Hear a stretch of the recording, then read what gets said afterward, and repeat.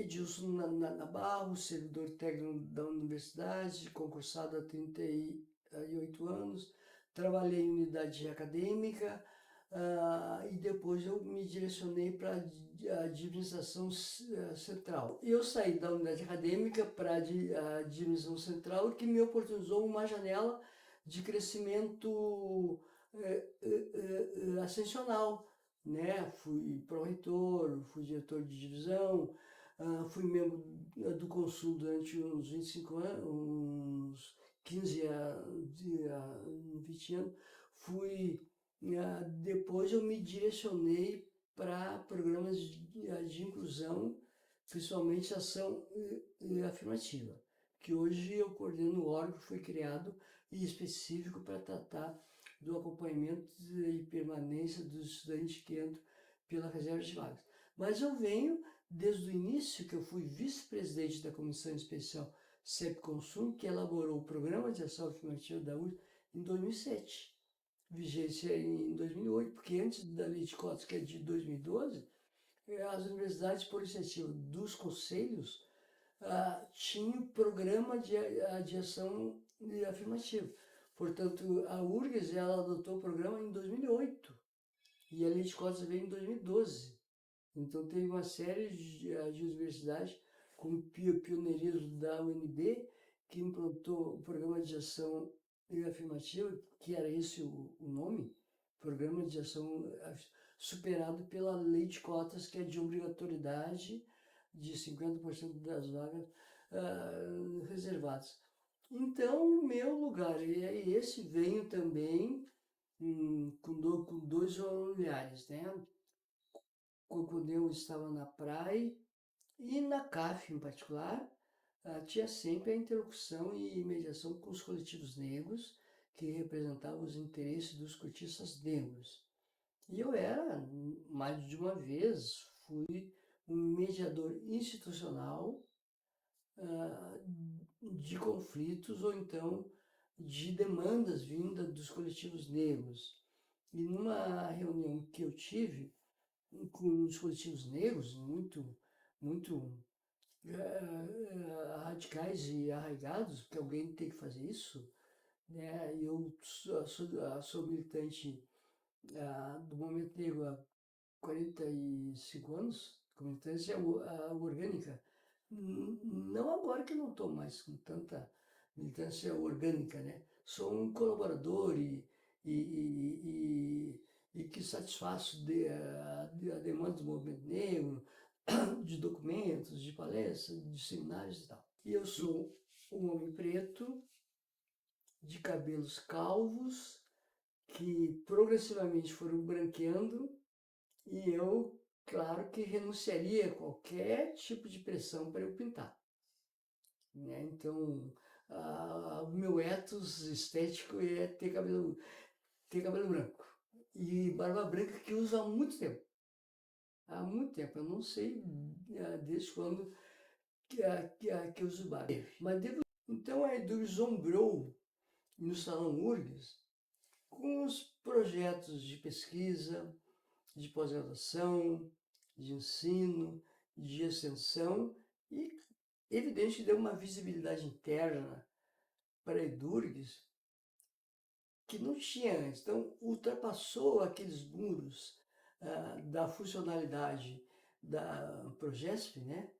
E passou a dialogar com outros campos e talvez cujo efeito foi a legitimação da Edurgs enquanto um centro de capacitação e formação de conhecimento na área de recursos humanos e gestão de pessoas, né?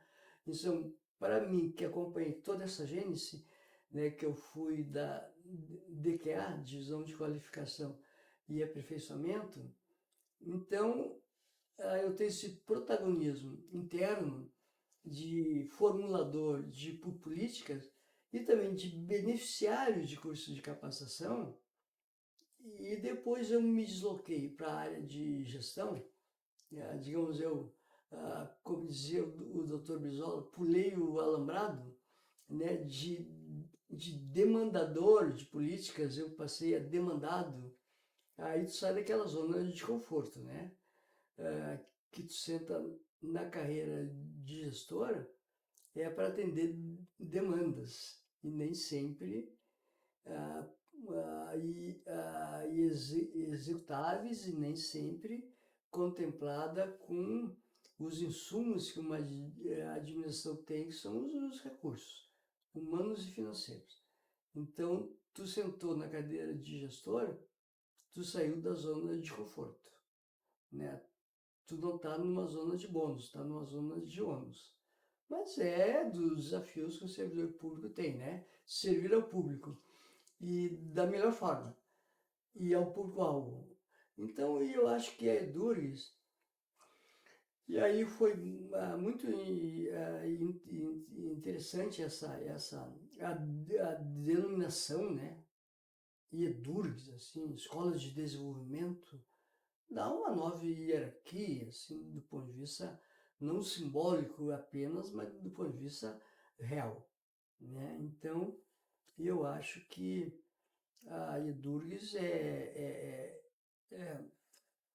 resultado de todo essas mudanças que houver e, acima de tudo, com uma característica peculiar, assim, em relação a outros órgãos e instâncias de capacitação, que ela é de uma universidade pública, de uma produtora de conhecimento, né? Então, todos nós convivemos com o mundo do conhecimento que tu, quer queira, quer não, tu aprende por osmose até, né? Então, não tem como um órgão numa universidade pública formadora de conhecimento não tenha na área de gestão de pessoas e de formação de gestores uma expertise de dentro, né?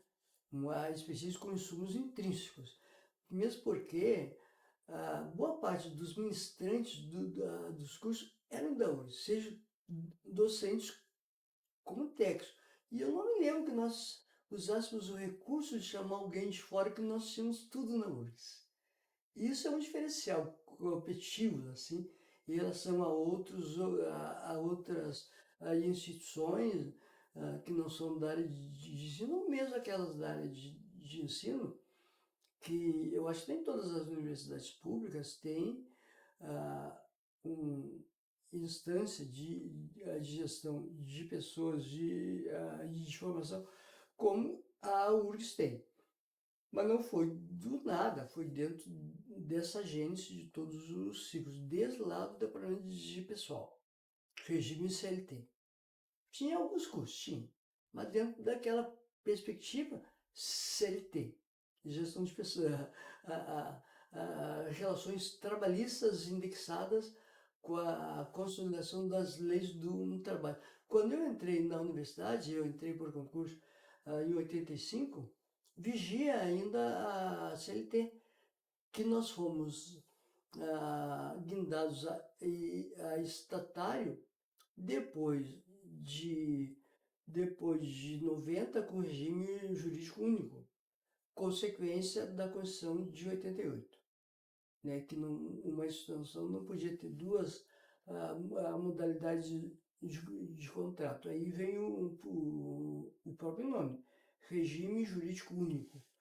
Foi aí que abriu uma outra relação de trabalho e do ponto de vista contratual, né, plano de carreira. Então tem muitos exemplos assim desse novo ciclo, né, que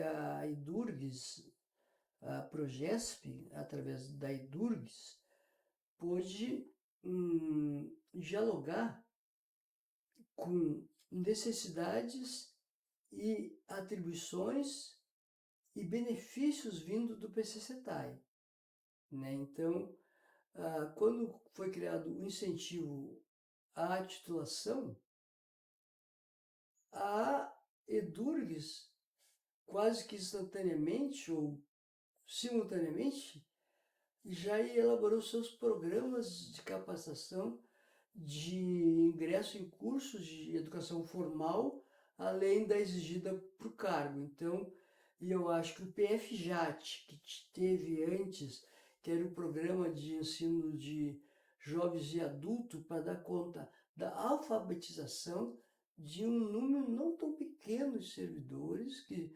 entraram, né, por indicação e que detinham cargos de nível médio com secundário incompleto e alguns de nível de apoio analfabetos.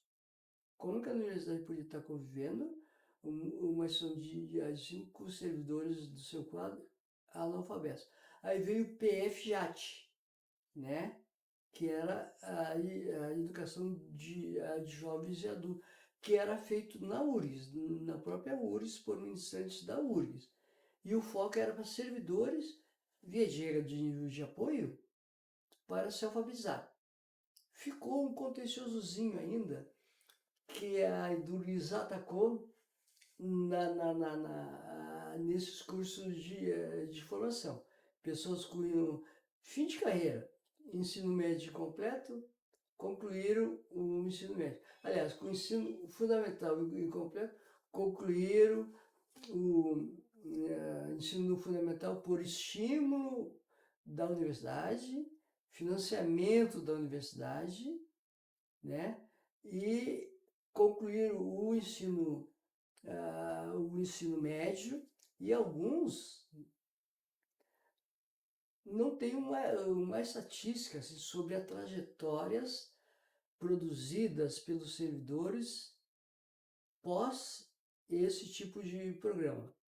Mas eu, como transito na universidade toda, tem essa interrupção de alto clero, de médio clero, de baixo clero. Então eu sei as experiências individuais, muitos servidores que concluíram o ensino do médio, fizeram especialização e concluíram o mestrado. Quer dizer, que isso é uma coisa fantástica, sim, que poucas universidades têm como tá ostentando tal nível de resultado, né? E alguns que estão indo para o doutorado. Claro, devemos fazer esse recorte, que teve um locus motivacional, foi a vantagem remuneratória justa vinda do PCCETAI, que é o incentivo à qualificação, né? Muitos foram motivados por essa questão, mas de qualquer forma se contaminaram também com a produção acadêmica, né? E talvez quem estava na fronteira de se aposentar, ou fez com o olho no incentivo à capacitação, à qualificação. Mas depois de se aposentado, talvez pudesse ter interesse em fazer alguma trajetória acadêmica, de fazer um doutorado e se direcionar para a docência e tal, ou para algum, dependendo com a formação, né? Eu, particularmente, né, quando entrei para a universidade, eu tinha a graduação. Então, eu já fui beneficiado no PCCETAI.